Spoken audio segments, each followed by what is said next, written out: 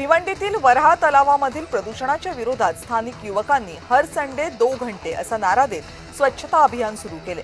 पालिकेच्या कार्यवाहीची वाट न पाहता महाविद्यालयीन विद्यार्थ्यांनी तेजस काटेकर यांच्या नेतृत्वाखाली मिशन वऱ्हा तलाव राबवले।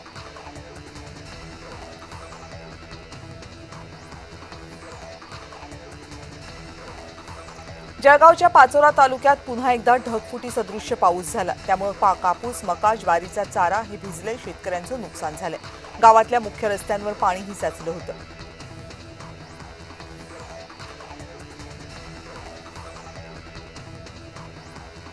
चंद्रपूरमधल्या गोंडपिंपरी तालुक्यात चारा कापणाऱ्या महिलेवर वाघानं हल्ला केला आणि या घटनेमुळे नागरिकांनी रास्ता रोको केला।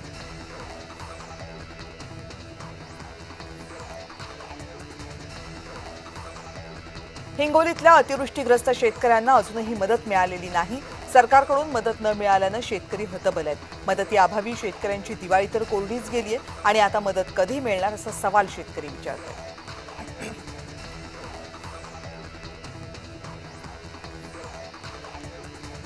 येवला बाजार समितीत दिवाळीनंतर कांद्याच्या दरात किरकोळ सुधारणा झाली। कांद्याचे सरासरी दर 850 ते 900 रुपये प्रति क्विंटल, पण केवळ 150 ते 200 रुपयांनी सुधारणा झाल्यानं शेतकऱ्यांची नाराजी मात्र कायम आहे।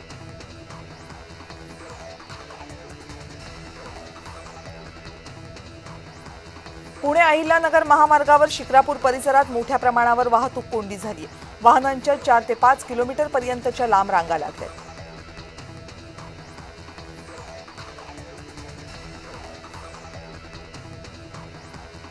स्थलांतरामुळे कमी होत चाललेलं शेतीचं क्षेत्र आणि परतीच्या पावसाच्या दुहेरी संकटामध्ये कोकणातला शेतकरी सापडलाय।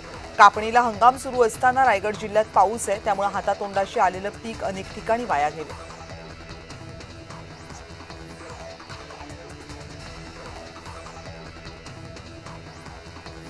वर्ध्यामध्ये बच्चू कडूंच्या महाएल्गार रॅलीची जोरदार तयारी करण्यात आली। आंदोलकांचा मुक्काम बीडमध्ये असल्यामुळे रॅलीत सहभागी झालेल्या 5 ते 6 हजार शेतकऱ्यांच्या जेवणाची व्यवस्था करण्यात आली।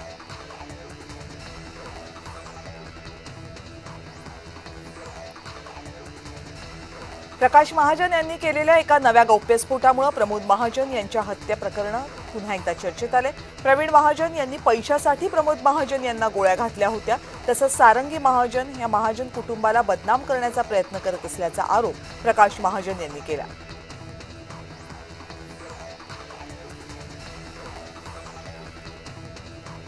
नांदेडच्या मुदखेडमधील शेतकऱ्यांना अजूनही शासनाकडून नुकसान भरपाई मिळालेली नाही। मदतीच्या प्रतीक्षेत शेतकऱ्यांची दिवाळी अंधारात गेली, त्यामुळे आक्रमक शेतकऱ्यांनी मुदखेड तहसील कार्यालयासमोर तहसीलदारांची गाडीच फोडली।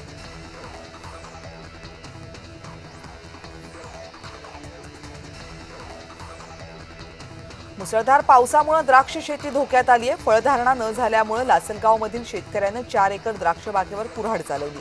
शेतकरी राजेंद्र विठ्ठल पालवे यांनी केलेला लाखो रुपयांचा खर्च पावसामुळे पाण्यात गेला।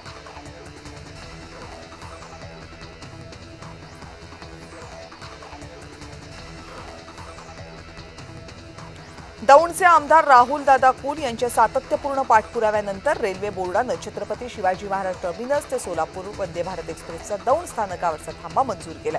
निर्णयामुळे दौंड आणि परिसरातील प्रवाशांना मोठा दिलासा मिळेल। या विभागाच्या सर्वांगीण विकासाला नवं बळ मिळेल।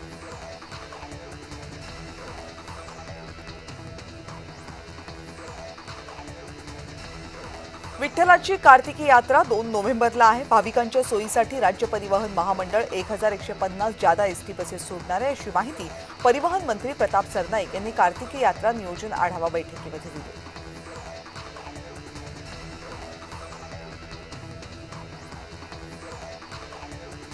संभाजीनगरमध्ये आज जैन समाजाचा मुकमोर्चा निघणार आहे। पुण्यामधल्या महावीर मंदिर HND हॉस्टेल जमीन विक्री रद्द करण्यासाठी जैन समाज रस्त्यावर उतरणार आहे। विभागीय आयुक्त कार्यालयावर हा मोर्चा धडकेल।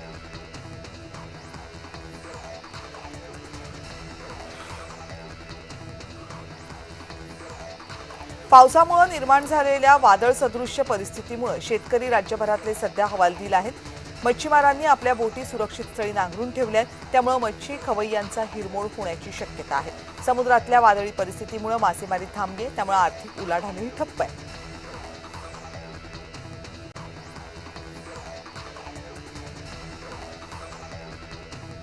नाशिकच्या निफाड तालुक्यामधल्या लासलगाव, पिंपळगाव या परिसरामध्ये जोरदार पावसामुळे पुन्हा शेतकऱ्यांचे हाल झाले। अनेक ठिकाणी शेतांमध्ये पाणी साचले, तर गेल्या महिन्यात झालेल्या अतिवृष्टी पावसामुळे शेती पिकांचं नुकसान झालं होतं। त्याची भरपाई दिवाळी आधी खात्यात जमा होईल असं आश्वासन राज्य सरकारनं दिलं तर होतं, पण दिवाळी होऊन 5 दिवस उलटून गेलेत, पण मदत काही खात्यात जमा झाली नाहीये। त्यामुळे शेती करावी कशी असा प्रश्न शेतकऱ्यांसमोर आहे।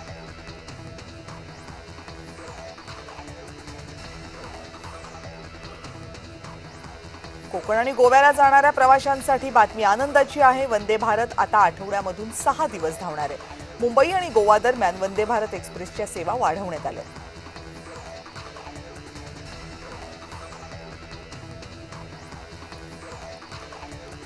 आणि कोकण पट्ट्यामध्ये 55% जास्त शेती ओसाड पडत चालली आहे। कृषी खात्याच्या आकडेवारीनुसार रत्नागिरीमध्ये 57, सिंधुदुर्गमध्ये 49% शेतजमीन ही पडीक आहे। शासकीय धोरणांचा विस्कळीतपणा, निष्क्रियता आणि शहरांकडचं वाढतं स्थलांतर या तिहेरी दबावामुळे कोकणातील पारंपरिक शेती सध्या संकटात आली।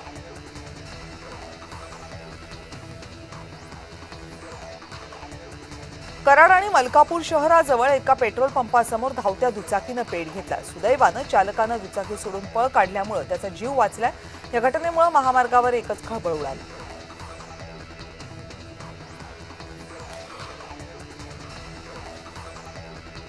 नाशिक जिल्ह्यामध्ये 2 दिवस झालेल्या मुसळधार पावसामुळे चनकापूर धरणामधून अन्य लहान मोठ्या नद्यांना पुराला पाणी सोडल्यामुळे त्यामुळे गिरणा नदी भरून वाहू लागली। गिरणा धरणामध्ये पाण्याची आवक वाढल्यामुळे धरणाचे 6 दरवाजे उघडण्यात आले आणि धरणातून 12,380 क्युसेक्स वेगानं पाण्याचा विसर्ग सुरू आहे। नदीकाठच्या नागरिकांना सतर्कतेचा इशारा देण्यात आला।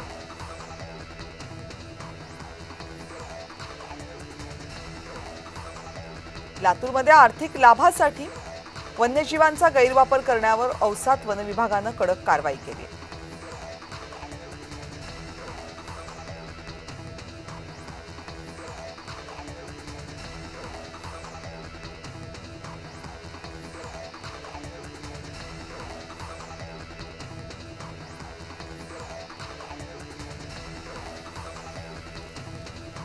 मुसळधार पावसामुळे निफाड लासलगाव भरवस फाटा रस्त्यावरील पूल पाण्याखाली गेला।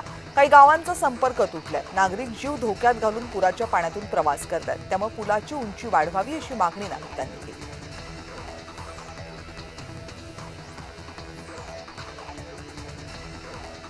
जायकवाडी धरणाचे 12 दरवाजे उघडून गोदावरी नदीपात्रामध्ये 6,288 क्युसेक्स विसर्ग सुरू करण्यात आलाय।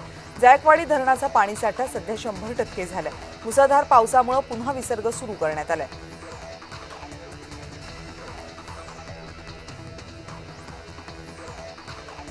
धुळ्यातील गोंदूर तलाव परतीच्या पावसामुळे ओसंडून वाहतोय, त्यामुळे गोंदूर गाव आणि वलवाडी परिसरातील नागरिकांचा पिण्याच्या पाण्याचा प्रश्न मिटलाय।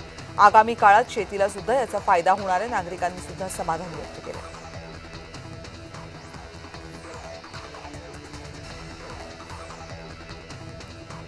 पावसामुळे अनेक ठिकाणी शेतांमध्ये कापणी झालेली मक्याची कणसं आता पाण्यावर तरंगतात। काही शेतकऱ्यांनी कांदा रोपवाटिका तयार केल्या होत्या, त्यातही पाणी साचलं, त्यामुळे नुकसान वाढण्याची शक्यता आहे।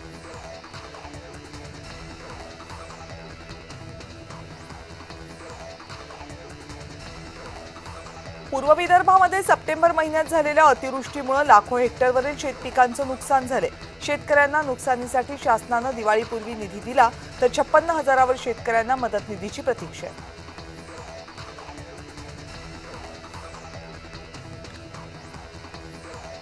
भुदरगड तालुक्यामध्ये भात कापणी हंगाम सुरू झालाय। सध्या शेतकरी आपल्या शेतामधील भात पीक काढणीच्या कामामध्ये गुंतलेले आहेत।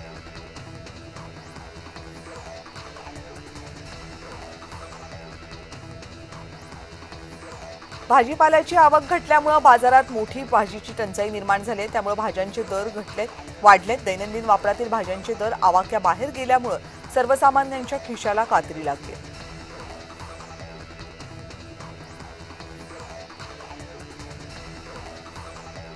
प्रधानमंत्री सूर्यघर योजनेमध्ये धुळ्यातील 9,000 ग्राहक छतावर सौर ऊर्जा संच बसवून वीज निर्मिती करतात।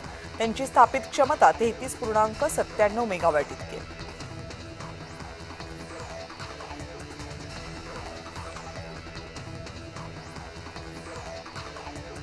शिरूरमध्ये बिबट्यांची संख्या 1200 पार गेली आहे। आता हे बिबट शेतशिवार लोकांवर हल्ले करत आहेत, त्यामुळे बिबट्याचा तातडीनं बंदोबस्त करावा अशी मागणी करण्यात येते.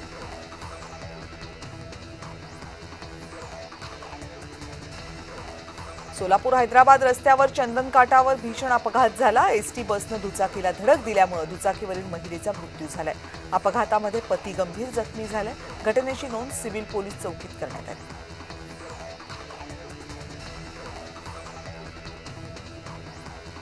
नाशिक जिल्ह्यामध्ये अतिवृष्टीमुळे मालेगाव तालुक्यातील सौंदाणे गावातील गलाठी नदीला पूर आलाय. नदीचं पाणी गावामध्ये शिरल्यामुळे गावकऱ्यांची एकच धावपळ उडाली.